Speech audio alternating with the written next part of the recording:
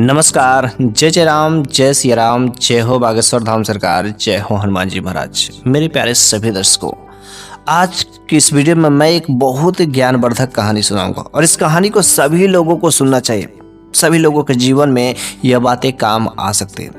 आपने त्रिया चरित्र का नाम सुना ही होगा, लेकिन त्रिया चरित्र का मतलब समझते हैं कि नहीं समझते मुझे नहीं पता, लेकिन मैं इतना गारंटी के साथ, दावे के साथ कह सकता हूं कि अगर आप इस वीडियो के अंत तक बने रहते हैं तो त्रिया चरित्र का मतलब बहुत ही आसानी से सिंपल और सरल भाषा में समझ सकते हैं। मैं त्रिया चरित्र की बात को एक छोटी सी कहानी के माध्यम से आपको समझाना चाहता हूँ। तो चलिए हम लोग उस कहानी को शुरू कर ही देते हैं। तो एक बार की बात है कि बहुत प्राचीन समय की बात है कि एक राजा जो अपने नगर में राज करते थे, उस राजा का मात्र इकलौता एक ही पुत्र थे। वह राजा अपने पुत्र से बहुत ही प्रेम करते थे। पहले के जमाने में लोग पढ़ाई स्कूल में या कॉलेज में नहीं जाते थे, उन लोगों का गुरुकुल होता था, गुरुकुल। तो राजा अपने लड़के को पढ़ाने के लिए गुरुकुल भेजते थे। वो राजकुमार जैसे जैसे बढ़ा हुआ, पढ़ाई भी गुरुकुल में ही करता रहा और समय आने पर राजा ने अपने उस राजकुमार की शादी एक बहुत ही सुंदर सुशील लड़की से कर देती है। लेकिन पहले के समय में जो राजकुमार लोग होते थे, जितनी चाहे उतनी शादियां कर सकते थे। तो राजकुमार ने एक के बाद एक करके 7 शादियां लगातार की। अब तो राजकुमार के 7 रानियां। राजकुमार को ऐसा लगता है कि मेरी 7 तो शादियां हो गई, किसी प्रकार की कोई जो विघ्न परेशानी नहीं थी। लेकिन उनके पिता को ऐसा लगा कि मेरा जो बेटा है, मेरा जो राजकुमार है, अभी उसको ज्ञान की कमी है, अभी उसको और ज्ञान चाहिए। इसलिए उस राजा ने अपने राजकुमार से कहा, अपने बेटे से कहा, बेटे तुम्हें अभी राज्य चलाने के लिए और ज्ञान की जरूरत है, इसलिए तुम जंगल में अभी गुरुजी के पास में जाओ, आचार्य के पास में जाओ और वहां पर गुरुकुल में विद्या ग्रहण करो। विद्या ग्रहण करने के बाद जब तुम परिपक्व हो जाओगे तब फिर से तुम राज्य को भली भांति चला सकते हो। राज्य को चलाने के लिए वो राजकुमार अपने पिता के कहने के अनुसार जंगल की ओर चल पड़ते हैं गुरुजी से विद्या लेने। लेकिन जब वह राजकुमार रास्ते में चल रहे होते हैं तो रास्ते में उन्हें एक पनिहारिन मिलती है। वह पनिहारिन बहुत ही सुशील सुंदर थी। उस पनिहारिन ने उस राजकुमार से कहा कि आप कहाँ जा रहे हैं? तो राजकुमार ने कहा, मैं जंगल की ओर अपने गुरुजी से गुरुकुल में विद्या सीखने के लिए जा रहा हूं। पनिहारी ने कहा, आपने बहुत विद्या सीखी राज्य को चलाने के लिए, लेकिन चूंकि आप एक राजकुमार है और राजकुमार को अति आवश्यक होता है कि जानना कि क्या आपके गुरुजी ने आपको कभी त्रिया चरित्र पढ़ाया? राजकुमार बड़ा ही संशय में पड़ गए, त्रिया चरित्र होता क्या है? उसने कहा, अगर आज तक आपने नहीं पढ़ा है तो पहले जाकर के अपने गुरुजी से त्रिया चरित्र जरूर ही पढ़िएगा। त्रिया चरित्र पढ़ने के बाद ही आप अपने राज्य को भली बात अच्छे से संचालित कर सकते हैं। कि आज तक आपने त्रिया चरित्र नहीं पढ़ा? तो राजकुमार ने कहा, नहीं, लेकिन अब जाकर के अपने गुरुजी से सबसे पहले हम त्रिया चरित्र ही पढ़ेंगे, त्रिया चरित्र सीखेंगे। और राजकुमार जो है गुरुकुल में जाते हैं और कुछ भी बोलते नहीं है, गुरुजी के पास जाकर के बैठ जाते हैं और ऐसा लगता है कि वह गुस्से में है। तो उनके गुरुजी ने पूछा, अरे वत्स, तुम इतने उदास क्यों हो? क्या तुम्हें कुछ हो गया है क्या? तुम कुछ बोलते क्यों नहीं हो? हमेशा तो आते हो, बोलते हो, प्रणाम करते हो, दंडवत करते हो, लेकिन आज तुमने आया, ना तो बोला ना तो प्रणाम किया। आखिर कौन सी ऐसी बात तुम्हारे मन को उदास कर रही है? कृपया तुम बताओ। उस राजकुमार ने कहा, गुरुजी प्रणाम करते हैं, लेकिन आज तक आपने हमको सारी की सारी शिक्षाएं दी, राज्य चलाने के लिए, राज्य को संचालित करने के लिए शिक्षाएं देते रहे, लेकिन क्या आपने आज तक हमें त्रिया चरित्र के बारे में बताया? गुरुजी ने कहा कि नहीं वत्स, ये त्रिया चरित्र अगर तुम समझ लोगे तो उस दिन से तुम्हारे जीवन में केवल समस्याएं ही समस्याएं आने शुरू हो जाएगी, तुम संभाल नहीं पाओगे अपने जीवन को। उसने कहा, गुरुजी ये आपका कर्तव्य है, आप बताएंगे कि नहीं बताएंगे, मेरे को कैसे संभालना है मैं भली बात से संभालूंगा, आप उसकी चिंता मत करिए, लेकिन पहले आप मुझे त्रिया चरित्र बताइए। और इस तरीके से गुरुजी ने उस राजकुमार को त्रिया चरित्र की शिक्षा देना शुरू कर देते हैं। राजकुमार को लगातार साल भर जो है त्रिया चरित्र के बारे में बताते हैं। लेकिन जब त्रियाचरित्र की कहानी, त्रियाचरित्र की पढ़ाई जब पूरी हो जाती है तो गुरुजी ने कहा, वत्स अब तुम अपने राज्य को जा सकते हो, राज्य को संचालित कर सकते हो, लेकिन चूंकि त्रियाचरित्र का तुमने पढ़ाई कर लिया है, मैंने विद्या दी है, इस वजह से मेरे पास एक जो है जादूगर हार है। अगर तुम उस हार को पहन करके रात्रि के समय में कहीं पर भी अगर निकल जाते हो तो कोई भी स्त्री तुम्हें पहचान नहीं सकती है। और आज तक तुमने केवल मेरे माध्यम से पढ़ाई किया है, बल्कि आंखों से देखे नहीं हो। लेकिन अगर स्त्रियों के त्रियाचरित्र के बारे में समझना है तो इस हार को पहन करके रात्रि के समय में घर से बाहर निकल जाना, सुनसान जगह पर जाना, बस तुम्हें स्त्रियों के त्रियाचरित्र के बारे में भली बात समझ जाएगा। उस राजकुमार ने उस हार को लेकर के अपने राज्य की ओर चल पड़ते हैं। फिर राज्य में आते हैं और राज्य को संचालित करना शुरू कर देते हैं। क्योंकि उनके पिता जो राजा थे अब तो वह बूढ़े हो गए थे, इसलिए पूरा राजगद्दी का कारोबार जो इन्हीं के हाथों में पड़ गया। कुछ दिन बीत गए, लेकिन अचानक उन्हें याद आता है कि मेरे गुरुजी ने एक हार दिया है स्त्रियों के त्रियाचरित्र को समझने के लिए। क्यों ना हम आज की रात को उस हार का प्रयोग करके देख लेते हैं, आखिर स्त्रियों का त्रियाचरित्र होता क्या है। फिर राजा उस रात्रि के समय में उस हार को पहन करके चल पड़ते हैं। उस हार को पहनने से राजा किसी को भी देख सकते थे, लेकिन राजा को किसी को पहचानना बड़ा ही मुश्किल था। राजा को कोई भी नहीं पहचान सकता था, इसलिए वह राजा उस हार को, जादुई हार पहन करके जंगल की तरफ निकल पड़ते हैं। रात्रि के समय में निकलते हैं तो रास्ते में अचानक उन्हें वही पनिहारिन दिखाई देती है जिस पनिहारिन ने उन्हें त्रियाचरित्र के बारे में सीखने के लिए प्रेरित किया था। वह देखते हैं कि पनिहारिन चुपके से एक घर में से निकल रही, हाथों में भोजन के थाल सजाए हुए, और वह जंगल की तरफ चलते जा रही है। जब वह जंगल की तरफ जा रही तो राजा चूंकि हार पहने हुए थे, इस वजह से भली बात अच्छी से देख सकते थे, लेकिन उन्हें वह पहचान नहीं सकती। और राजा चुपके चुपके चुपके जो है उस पनिहारिन का पीछा करते हुए जाते हैं। जब पनिहारिन का पीछा करते हुए जाते हैं तो देखते हैं कि वह पनिहारिन जो एक कुटिया पर जाती है, जो कि जंगल में रहता है। उस कुटिया के अंदर जो है एक साधु था, जो एक बहुत ही बड़ा तांत्रिक था, जादूगर था। वह पनिहारिन उस तांत्रिक के पास, उस जादूगर के पास जाकर के कहती है कि मेरा पति आ गया है, अब मेरा पति मेरे को यहाँ से ले करके जाएगा, क्योंकि मैं आपसे प्रेम करती हूँ और इस वजह से मैं बिना आपके नहीं रह सकती हूँ। कृपया आप कुछ ऐसा उपाय करिए कि मैं हमेशा आपके साथ जीना चाहती हूँ, आप ही के साथ मरना चाहती हूँ। वह जादूगर ने कहा, अगर मेरे साथ रहना चाहती हो, मेरे साथ अपना जीवन बिताना चाहती हो, तो बस इसमें बहुत ही सिंपल सी बात है, तुम जाओ अपने पति का जो है आत्महत्या कर दो, अपने पति का जो है सर धड़ से अलग कर दो। इस तरीके से वह जो है तुरंत वहां पर थाली भोजन वाला रहता है, वहां पर रख करके, और उस जादूगर ने एक चाकू दिया और कहा कि जाओ ये लो चाकू और अपने पति का सर धड़ से अलग करके चले आना। और वह तुरंत वहां से चाकू लेकर के चलती। वह राजकुमार सब कुछ देख रहा होता है, और राजकुमार भी उस पनिहारिन के पीछे पीछे पीछे उसके घर तक आते हैं। और घर पर आते ही देखते हैं कि वह जो पनिहारिन रहती है वास्तव में अपना पति जो सोया रहता है, आराम से आराम की निद्रा ले रहा होता है, लेकिन सोते वक्त ही उसका सर जो है धड़ से अलग कर देती है। फिर उसके सर को हाथों में लेकर के उस जादूगर के पास जाती है और कहती, देख मैंने अपने पति को मार दिया, और इसके प्रूफ के लिए, इसके साबित करने के लिए मैं अपने पति का सर जो देख तुम्हारे पास लेकर के आई, अब तो मुझे अपना लो। लेकिन जैसे ही वह जादूगर तांत्रिक इस काम को देखता कि अपने पति को वास्तव में मार दी, सत्य में मार दी, अपने पति का सर धड़ से अलग कर दिया, वह जादूगर खूब ठठा करके हंसने लगता है। कहने लगता, वाह क्या गजब का तेरा दिल है, तू बहुत हिम्मती है, साहसी है, तूने अपने पति को ही मार दिया जिसके साथ तूने 7 फेरे लिए थे, जिसके साथ तूने जीने मरने के वादे किए थे, जिसके साथ तूने एक साथ रहने के वादे किए थे, उसको तूने मार दिया, सर धड़ से अलग। एक बार भी नहीं सोची कि वह तुम्हारा पति है, वह तुम्हारा सुहाग है।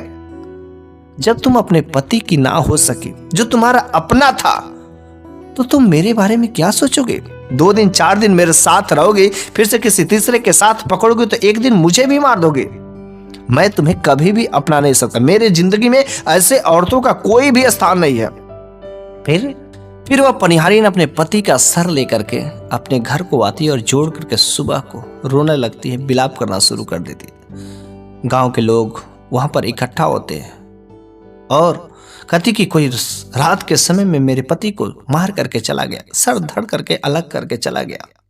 फिर से उसके पति के दाह संस्कार के करने की तैयारी होती है। वह कहती है कि मैं अपने पति के साथ सती होनी चाहती हूँ। गांव वालों ने रोका कि ऐसा काम बिल्कुल ही मत करो।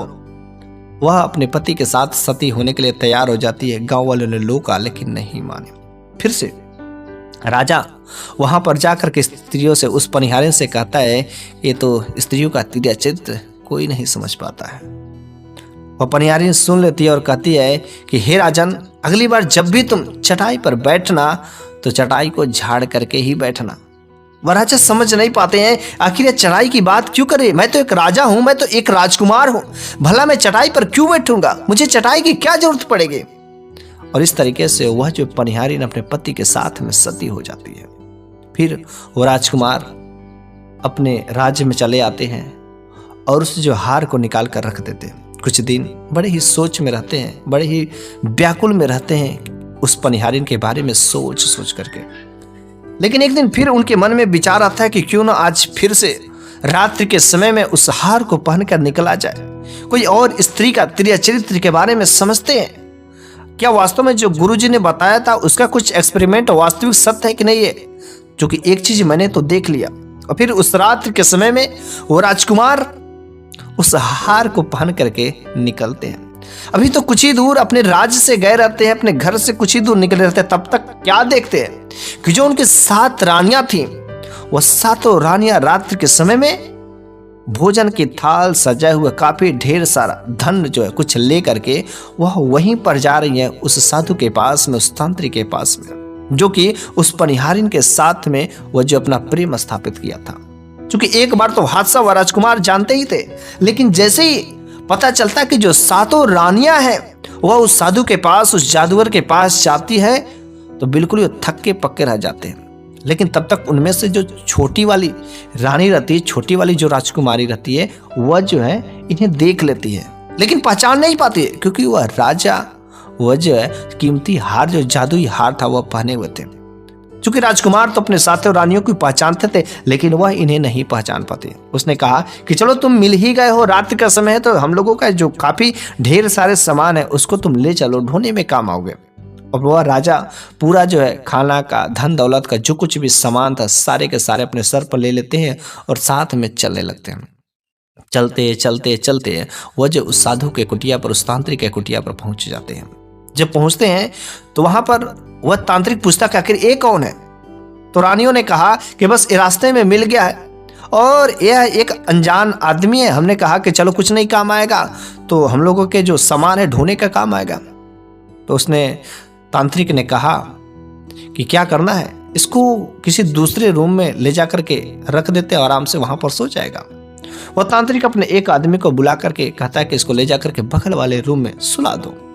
वह राजा, चूंकि वह हार पहने हुए थे जिसकी वजह से कोई भी उसे पहचान नहीं पा रहा था, राजा को उस कमरे में ले जाया जाता। वहां पर जो एक चटाई रहती है, वह चटाई पर बैठ करके सोने ही वाले थे, लेकिन तब तक अचानक उस पनिहारिन की बात याद आ जाती कि उस पनिहारिन ने कहा था कि अगली बार जब भी चटाई पर बैठना, उस चटाई को झाड़ करके ही बैठना। क्योंकि राजा उस समय जब चटाई पर बैठने वाले थे तो जो हार था, वह जादुई हार, उसको निकाल चुके थे, जिसकी वजह से वह अपने ओरिजिनल वेश में आ चुके थे।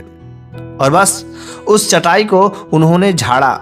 जैसे ही झाड़ा, वहां पर क्या देखते, वहां पर देखते हैं कि एक जो है कुआं है और उस कुआं में बहुत सारे लोग जो है फंसे हुए हैं और सारे के सारे लोग यही चिल्ला रहे, हे राजन, तुम अपना राज्य को चलाओ, यहाँ पर क्यों चले आए, जल्दी से यहाँ पर भाग जाओ, नहीं तो हम लोगों की भांति तुम भी यहीं पर फंस जाओगे और तुम्हारा राज्य पाठ बिल्कुल ही बर्बाद हो जाएगा। सब लोग कह रहे थे कि राजन तुम जल्द से यहाँ से भाग जाओ, वरना तुम भी इसी तरीके से हम लोगों जैसे फंस जाएंगे। जैसे ही राजन इस बात को देखता, इस दृश्य को देखता कि उस कुएं में काफी लोग फंसे हुए, वह देख करके थोड़ा सा भयभीत होता है, लेकिन डर जाता है और डर के मारे वो राजा तुरंत वहां से भागता है। लेकिन जब वह भागते हैं तो वह हार तो नहीं पहने रहते हैं, जिसकी वजह से उन 7 के 7 रानियों ने उस अपने राजकुमार को, अपने राजा को पहचान लेती है। सातों के सातों रानियां भयभीत हो जाती हैं और कहती कि अब तो राजा ने हमें पहचान लिया है, भली भांति पहचान लिया। अब हम लोग जब घर पर जाएंगे तो पक्का है वे हमें छोड़ेंगे नहीं, जान से मार देंगे। तब तक वह तांत्रिक कहता है कि घबराने की बात नहीं है, किसी तरीके से बस यहां से जब जाना तो राजा को बहला फुसला लेना। लेकिन जब वह राजा सोया रहेगा तो कोई भी 7 के 7 रानियों में से मैं एक जादुई सुई देता हूं, जिस सुई को राजा के मस्तक पर चुभा देना। जैसे ही चुभेगा वह राजा अपने शक्ति को खो बैठेगा और फिर सातों के सातों रानियां मिल करके उस राजा की हत्या कर देना। वो राजकुमार तो घर पर जो चले आए रहते। सातों रानियां आती हैं और राजा से माफी मांगते हैं कि मुझसे गलती हो गई, हम लोग जो उस जादूगर के, उस तांत्रिक के बहकावे में आ गए थे, जिसकी वजह से रात्रि के समय में उसके पास चले गए थे। उस राजकुमार के पास में छोटी वाली रानी उस रात्रि को सोई रहती है। लेकिन जैसे ही राजा निद्रा में सो गए रहते तब तक छोटी वाली रानी उठती है और वह जादुई सुई उठा करके राजा के सिर पर चुभो देती है। जैसे चुभोती है तुरंत राजा की नींद खुल जाती है और समझ जाते कि बस मेरे साथ भी अब वही दुर्दशा होने वाली है कि जो उस पनिहारिन के पति के साथ में हुआ था। जल्दी से यहाँ से किसी भी तरीके से यहाँ से भागना चाहिए। लेकिन जैसे सुई चुभोते हैं तुरंत वहां पर बाकी भी 6 रानियां आ जाती हैं उस राजा की हत्या करने के लिए, पकड़ना चाहती हैं। लेकिन राजा किसी तरीके से वहां से अपने महल से भाग जाते हैं और भागते भागते अपने उस गुरु के पास पहुंचते हैं। गुरु से कहते हैं, हे गुरु मुझे बचा लीजिए, मुझे बचा लीजिए, मुझे बचा लीजिए। उस गुरु ने कहा, क्या हुआ? उसने कहा, अरे हमने वही कीमती हार जो जादुई हार था पहन करके देखा था, लेकिन मेरा प्राण जो संकट में है। गुरु ने कहा, मैंने तो तुम्हें पहले ही बोला था कि तेरा चरित्र मत पढ़ो, लेकिन तुमने माना ही नहीं। तुमने कहा कि नहीं हम संभाल लेंगे। क्या संभालो? अब तो तुम्हारी मृत्यु पक्की है, निश्चित है, तुम्हें कोई नहीं बचा सकता। जैसे उस पनिहारिन का हाल हुआ वैसे तुम्हारी भी ये हाल होगी, तुम्हें कोई नहीं बचा सकता। उस राजा ने कहा, नहीं प्रभु, किसी भी तरीके से मुझे बचा लीजिए, कोई तो इसका अवश्य उपाय होगा, कृपया मुझे बचाइए। गुरुजी ने कहा, क्या तुम वास्तव में बचना चाहते हो? उसने कहा, हाँ, अरे वह तांत्रिक, वह जादूगर किसी न किसी तरीके से हमको मार देगा। तो गुरुजी ने कहा कि ठीक है, मैं तुम्हें एक तोता बना देता हूं। अगर तोता तुम बन जाओगे तो तुम बच सकते हो, लेकिन तोता बनने के बावजूद भी तुम यहां पर नहीं रहोगे, वरना तांत्रिक तुम्हें जान जाएगा। तोता बन करके तुम जो है बगल के ही एक राज्य सुखराज का, उनके राज्य में चले आना और वहां पर वो जो तांत्रिक है, जो वह जादूगर है, उसका जादू भी वहां पर काम नहीं करता, तुम उनके राज्य में चले जाना। फिर गुरुजी ने उस राजकुमार को तोता बना देते हैं और वह जो सुखराज के राज्य में चले जाते हैं। वहां पर जाकर के भली बात अच्छे से रहते हैं। लेकिन जादूगर को पता चल जाता है और रानियों से वह जादूगर कहता है कि जो आपके पति है, आपके पति को मारना बहुत ही जरूरी है, आपके प्राण संकट में है। क्योंकि आपका पति इस समय वह एक तोता बन करके सुखराज के राज्य में रह रहा है, किसी भी तरीके से उस तोते को पकड़ करके मारना है। सातों रानियां तोते को पकड़ने के लिए सभी बहेलियों को घोषणा करवा देती कि जो तोता पकड़ के लाएगा उन्हें 5 मुद्राएं दिए जाएंगे। और इस तरीके से बहेलिया जो है तोते पकड़ करके लाने लगे और सारे के सारे तोतों को रानियां मार दिया करते थे और हर तोते के बदले में 5 मुद्राएं दिया करते थे। लेकिन उनमें से कोई भी ऐसा तोता नहीं मिला कि जिनमें वह जो है राजा वाला जो तोता था वह जो इसमें था। और एक बहेलिया वह सुखराज के राज्य में भी चला जाता है तोता पकड़ने, और फिर जो वह तोता राजकुमार बने थे उन तोता को भी वह बहेलिया पकड़ लेता है, जाल में फंस जाते हैं। वह तोता चूंकि राजकुमार थे, उसने उस बहेलिया से कहा कि तुम मुझे पकड़ करके कहाँ ले जा रहे हो? उसने कहा कि हम जो उस सातों रानियों के पास में ले जा रहे हैं कि जो एक तोते का कीमत जो है 5 मुद्राएं देती हैं, हम इससे पैसे मिलेंगे। उस राजकुमार रूपी तोते ने कहा कि तुम्हें बस 5 ही मुद्राएं मिलेंगे ना, मैं जैसा कहता हूं वैसा तुम करो, तुम्हें 500 मुद्राएं मिलेंगे। अगर तुम्हें यकीन नहीं होता है तो बस मैं जैसा कहता हूं वैसा ही तुम करना। बहेलिया ने कहा, वास्तव में सत्य है? उसने कहा, हाँ सत्य है। तो उस राजकुमार ने कहा, जो तोता बने थे, उसने कहा कि तुम मुझे वहां पर बेचने के लिए ले चलो जिस राज्य में, जहां पर जो है राजा सुखराज का बाजार लगता है, और उस जगह पर वहां पर तुम ले चलो। फिर वह बहेलिया उस तोते को ले करके उस बाजार में जाता है कि जहाँ पर सुखराज जी लगवाते हैं। और रात्रि के शाम के समय में जब कोई भी सामान नहीं बिकता था, अगर अच्छी रहती थी, राजा को पसंद आ जाता था, तो वह उसे खुद ही खरीद लेते थे। और इस तरीके से वह बहेलिया उस तोते को लेकर के चला जाता है। उस तोते ने कहा कि तुम बस खड़े रहना, तुम्हें इसकी कीमत बोलने की कोई जरूरत नहीं है, मैं खुद जो है कस्टमर को हैंडल करूंगा, मेरे को कौन खरीदेगा। लेकिन एक बात और बताया था उनके गुरुजी ने कि जब तुम तोता बन जाओगे, तो उस राजकुमार ने बोला था कि आखिर जब तोता हम बन जाएंगे तो फिर से इंसान कैसे बनेंगे। तो गुरुजी ने यह भी बात बताए थे उस समय कि जब तुमसे कोई लड़की बेइंतहा मोहब्बत करने लगेगी, प्रेम करने लगेगी और तुम्हारे मस्तिष्क पर जब चूमेगी, तो उस समय जो है इंसानी शरीर में आ जाओगे। और इस तरीके से वह जो तोता तो बन गए थे। और जब कोई भी आता तो वह तोता खुद जो है अपना दाम बोलते थे, 500 मुद्राएं, 500 मुद्राएं, 500 मुद्राएं। भला इतना महंगा तोता कौन खरीदे। जब वह तोता नहीं बिकता है तो वह शाम के समय में राजा सुखराज वह अपने बाजार में घूमते हुए टहलते हुए आते हैं। उसने देखा कि यह तोता नहीं बिका। उसने पूछा कि अरे भाई तोते का क्या कीमत है। तोता खुद बोलता है कि 500 मुद्रे महाराज। और इसके बाद तोते ने उस महाराज से, राजा सुखराज से कई सारे बड़ी बड़ी अच्छी अच्छी बातें भी करता है, जिसकी वजह से वह तोता जो है उस राजा सुखराज को पसंद आ जाता है। उसके बदले में 500 मुद्राएं उस बहेलियों को दे देते हैं और वह तोता को अपने घर पर लेकर के चलाते हैं। लेकिन जब वह तोता घर पर आता है तो उनकी एक पुत्री रहती है। राजा सुखराज की एक पुत्री बहुत जो सुशील सुंदर थी। उसके पुत्री को वह तोता बहुत ही पसंद आता। उसका मीठा मीठा बोलना, उनकी पुत्री वह तोते का बहुत ही अच्छी तरीके से खातिरदारी करती थी, सेवा करती थी, भली बात भोजन देती थी, पानी देती थी, मिठू मियाँ कहती थी, प्यार करती थी, हर तरीके से काम करती थी। कुछ दिन भली बात अच्छा से गुजरता है, रहता है। लेकिन इसी बीच जब वह तांत्रिक, वह जादूगर देखता है अपने मायावी शक्तियों से कि आखिर वह तोता पकड़ा गया कि नहीं पकड़ा गया। उसने जब अपने शक्तियों से देखता कि वह तोता अभी पकड़ा ही नहीं गया, वह तांत्रिक रानियों से कहता है कि अरे वह तोता अभी नहीं आया है, वह तो तोता राजा सुखराज के घर पर है और वह उनकी जो पुत्री, उनकी जो राजकुमारी है, बहुत ही खातिरदारी करती है। किसी तरीके से उस तोते को ला करके मारना ही पड़ेगा। और इसी बीच एक दिन वह राजकुमारी उस तोते को नहला रही थी, साफ सुथरा कर रही थी। तो नहलाते समय, साफ सफाई करते समय उस रानी ने देखा कि उनके मस्तिष्क पर जो एक छोटी सी सुई चुभी हुई थी। जैसे ही उनकी पुत्री ने, वह जो है राजकुमारी ने, उस सुई को निकाला और वहां पर जो एक चुंबन करती है। जैसे ही चुंबन करती है, तुरंत वह जो राजकुमार के रूप में आ जाते हैं। और जैसे राजकुमार के रूप में आती हैं, वह राजकुमारी बिल्कुल डर जाती है। जो राजा सुखराज की पुत्री रहती बिल्कुल ही डर जाती है। उसने कहा डरने की बात नहीं है। उसके बाद उसने सारी की सारी कथा बताई और इस तरीके से उस राजकुमार ने कहा कि वह सुई फिर से मेरे मस्तिष्क पर चुभो दीजिए, मैं फिर से तोता बन जाऊंगा, लेकिन आप मुझे बचाइएगा, जब जरूरत पड़ेगा तो मैं सब कुछ बताऊंगा। और इस तरीके से वह राजकुमारी थी, उस तोते के बेस में राजकुमार से धीरे धीरे उन्हें प्रेम भी हो जाता है।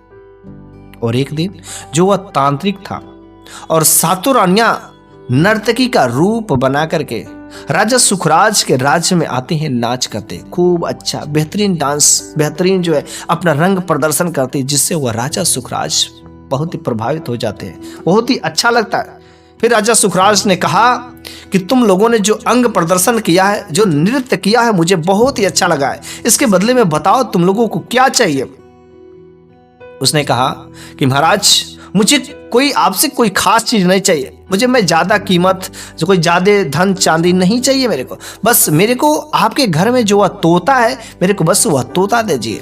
जैसे वह जो राजकुमार जो तोता बने थे, वह इस बात को सुनते हैं, तुरंत वह उस राजकुमारी से कहते हैं कि मुझे बचा लीजिए, मुझे बचा लीजिए, मुझे बचा लीजिए। तो राजकुमारी का आखिर ऐसा कौन सी बात है मुझे बचा लीजिए। कह रहे कि वे लोग मुझे लेने आए हैं और वे लोग मेरे को मांग करे, कृपया करके आप मुझे मत दीजिए, मैं आपको छोड़ करके जाना नहीं चाहता हूँ। वह तांत्रिक है, वह जादूगर है, मेरे को मार देगा, कृपया आप मुझे बचा लीजिए। चूंकि राजा इस बात को नहीं जानते थे, वह राजकुमार जो राजा सुखराज थे वे इस बात को नहीं जानते थे, लेकिन उनकी पुत्री भली बात समझती थी। तो उसने कहा जब मांगे दिया, पिताजी ने आज्ञा दे दी, तो अब मैं कैसे तुम्हें बचा सकते।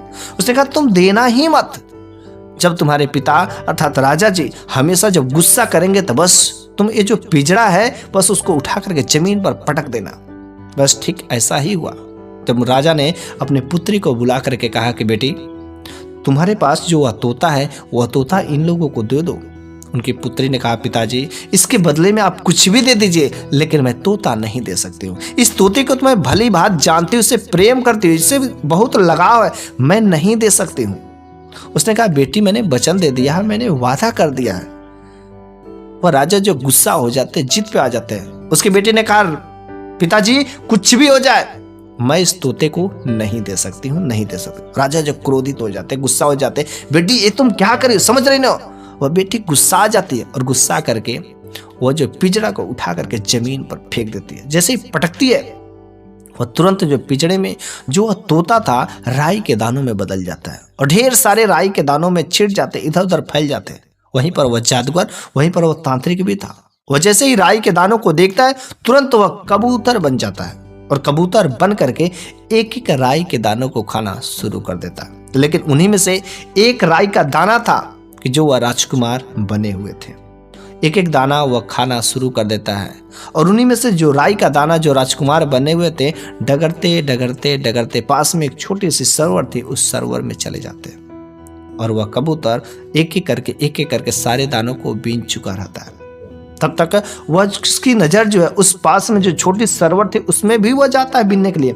तब तक वह राई का दाना जो है अर्थात वह राजकुमार जो बने हुए थे एक बहुत ही भयंकर विशाल जो है बाज का रूप लेते हैं और बाज बन करके तुरंत उस कबूतर पर अटैक करके, कबूतर पर आक्रमण करके उसको मार देते हैं। इस तरीके से वह जादूगर वहीं पर मर जाता है और फिर से वह राजकुमारी उस बाज को लेकर के उसके मस्तक पर चुंबन करती हैं और जैसे ही चुंबन करती हैं फिर से वह राजकुमार का शरीर पा जाते हैं। राजकुमार का शरीर पाने के बाद राजा सुखराज से सारी के सारी पुरानी वाकया कहानी सारी के सारी चीजें बताते हैं और इस तरीके से वो राजकुमार और राजकुमारी दोनों बहुत ही प्रसन्न होते हैं। वह जादूगर वह तांत्रिक मर गया रहता है। राजकुमारी ने अपने पिताजी से कहा, पिताजी हमें इनसे प्रेम हो गया है, हम इनसे शादी करना चाहते हैं। और इस तरीके से राजा सुखराज ने अपनी पुत्री का विवाह जो है उस राजकुमार के साथ कर देते हैं। फिर बाकी जो सातों रानियां थे, सातों रानियों को जेल में कारागार में हमेशा के लिए डाल दिया जाता और उनको जेल में सजा काटने के लिए हमेशा के लिए छोड़ दिया जाता। इस तरीके से वो राजकुमार उस राजा सुखराज की पुत्री के साथ विवाह करके फिर से अपने नगर को, अपने राज्य को चले जाते हैं और फिर से सही तरीके से राज्य को संचालित करने शुरू कर देते हैं। तो ये थी स्त्रियों की तिरिया चरित्र की कथा। यदि आपने इसके पहले कभी सुनी हो, नहीं सुनी होगी, लेकिन मुझे पूरा विश्वास है कि स्त्रियों का तिरिया चरित्र की कहानी सुनने के बाद आपको समझ में आ ही गया होगा। मुझे कमेंट बॉक्स में जरूर बताइएगा कि क्या आपने इस कहानी के माध्यम से कुछ चीजें सीखने को मिली या नहीं मिली। आप अपनी राय कमेंट बॉक्स में जरूर दीजिएगा। मैं अगले वीडियो में फिर से एक कोई शानदार नई कहानी के साथ में जरूर आऊंगा। तब तक के लिए धन्यवाद।